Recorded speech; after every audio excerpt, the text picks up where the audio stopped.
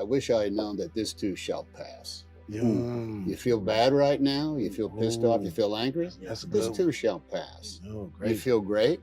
You feel like you know all the answers? Yeah. You feel like that everybody Yeah. finally gets you, Yeah. and there you are. Yeah. This too shall pass. Time is your ally. Mm. And if nothing else, just wait. Just wait. Just wait it out. Early American Naval Commander John Paul Jones said, "If fear is cultivated, it will become stronger. Fear is whispered in our ears and shouted in our faces. Faith must be fostered by the man or woman you see every day in the mirror. The former forever snaps at our heels and our synapses and delays our course.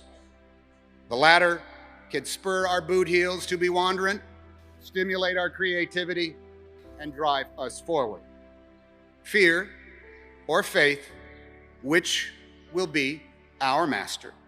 3 men found that they could no longer sleep because of their deep-seated fears. This is a story I'm telling. Their lives were in a state of stasis because of their constant worries. So they set out on a pilgrimage to find a wise man who lived high in the mountains, so high up above the tree line that no vegetation grew, no animals lived, not even insects could be found so high up in the mountains in that thin air. And when they reached his cave, the first of the 3 said, "Help me, wise man, for my fear has crippled me." "What is your fear?" asked the wise man. "I fear death," said the pilgrim. "I wonder when it is going to come for me." "Ah, death," said the wise man. "Let me take away this fear, my friend. Death will not come to call until you are ready for its embrace. Know that, and your fear will go away." The wise man turned to the second pilgrim and said, "What is it you fear, my friend?" "I fear my new neighbors," said the second pilgrim. "They are strangers who observe holy days different than mine. They have way too many kids, and they play music that sounds like noise." "Ah, strangers," said the wise man. "I will take away this fear, my friend.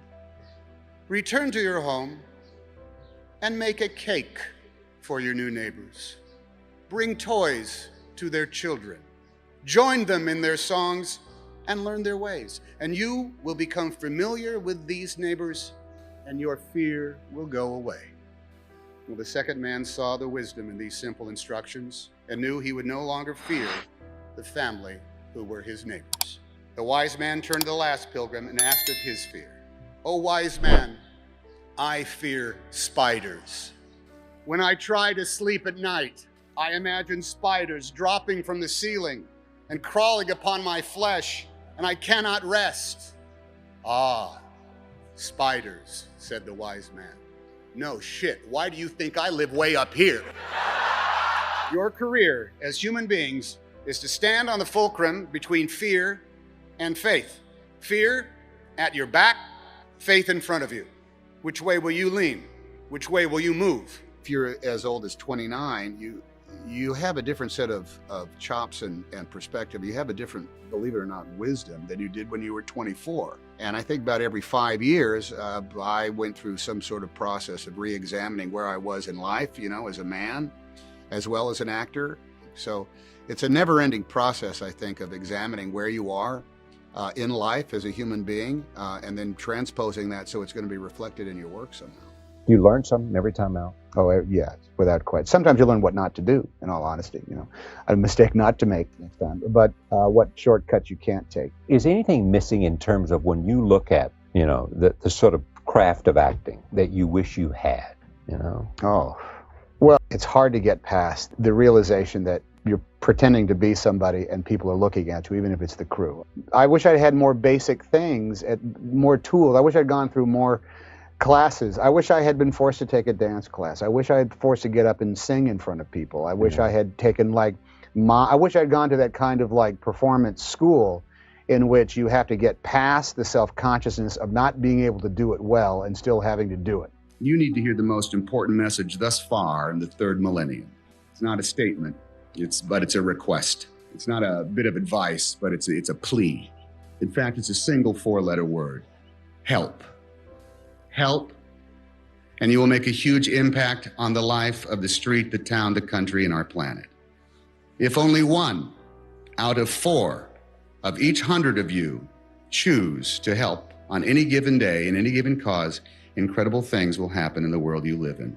Help publicly, help privately, help in your actions by recycling and conserving and protecting, but help also in your attitude.